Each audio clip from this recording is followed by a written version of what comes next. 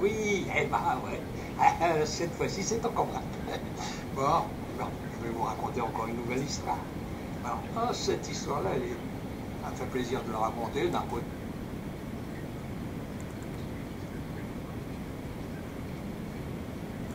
Coucou, c'est moi. Oui, je recommence. Et je vais à nouveau vous raconter une nouvelle histoire. Oh, le protecteur, il me... Ah, mais il est venu cette nuit, il m'a dit diffuse ça parce que j'ai besoin d'être éclairé. La pensée universelle va peut-être me donner la solution. Écoute bien ce que je vais te dire, disait-il. Je suis un menuisier et je vais chez les gens transformer leurs meubles, les réparer, les rénover, enfin bref, c'était mon métier. J'ai arrêté depuis quelque temps parce que maintenant, je suis un peu en retraite. Alors, un jour, que j'étais parti en banlieue de la capitale, eh bien, j'ai trouvé dans une maison, parce qu'il m'avait fallu abattre une partie d'un mur pour élargir une porte, et là, j'ai trouvé la malle. Oui, puis un sacré mal. Un sac. Tout moisi, tout sale en cuir. Hein. Et dedans, c'était bourré de pièces. J'ai pris le sac. Et j'ai pensé, il faudrait peut-être aller chez le commissaire du village ou à la gendarmerie, prévenir que j'ai trouvé ça. Et il va falloir partager avec le percepteur, le propriétaire et être les parts pour moi. Et je me suis dit, pourquoi partager après tout, hein? C'est moi qui l'ai trouvé, hein? Et alors il peut rester là des siècles. Alors, ouais, je le garde. J'ai mis ça dans ma voiture. Et le soir, quand je suis rentré chez moi, j'ai compté 4020 pièces. Donc, ah oui, des pierres.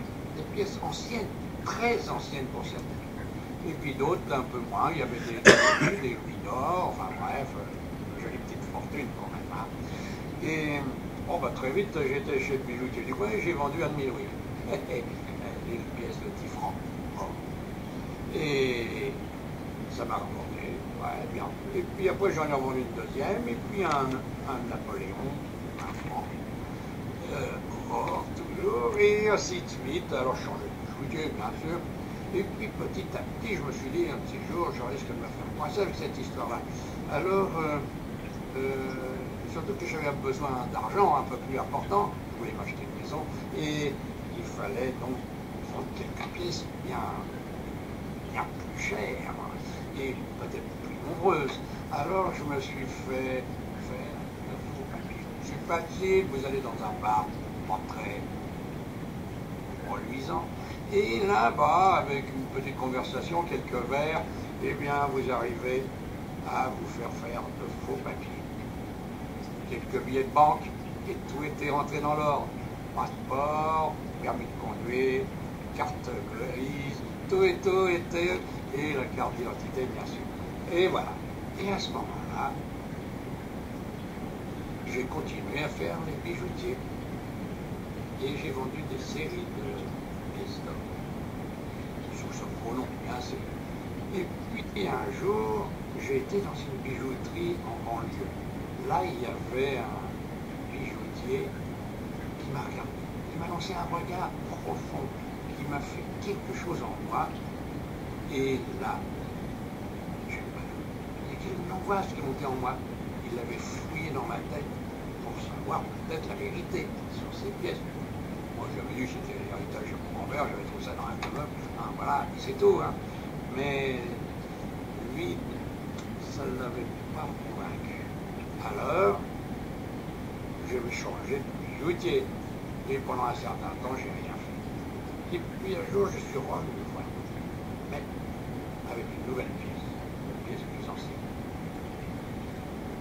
Son regard, là encore, m'a littéralement foudroyé à l'intérieur. Il a fouillé dans ma tête ancienne. Alors, en rentrant chez moi, j'ai bien réfléchi, mûrement réfléchi. Je me suis dit, si cet homme, un jour, divulgue ce qu'il voit ou ce qu'il sait, et moi, je ne peux pas savoir ce qu'il avait dans sa tête, je risque de faire prendre. Alors, je vais recharger. Toujours dans des bars, on trouve tout ce que l'on veut. Et j'ai acheté un super pistolet. Avec des balles dedans, bien sûr. Et je suis allé voir mon bijoutier. Et quand je suis arrivé, un peu méconnaissable, c'était surtout pour les gens d'extérieur, parce que quand je suis rentré dans la boutique, j'ai pas dit ni oui ni on, pas un mot, pas une parole. J'ai logé une balle en plein cœur. Il est tombé mort, et moi je suis parti. J'étais soulagé. Ah, ça y est, maintenant il ne dira plus rien celui-là. Mais voilà, c'était pire encore. Et je méditais pour savoir ce qui se passait en moi, et j'ai compris que c'était le remords.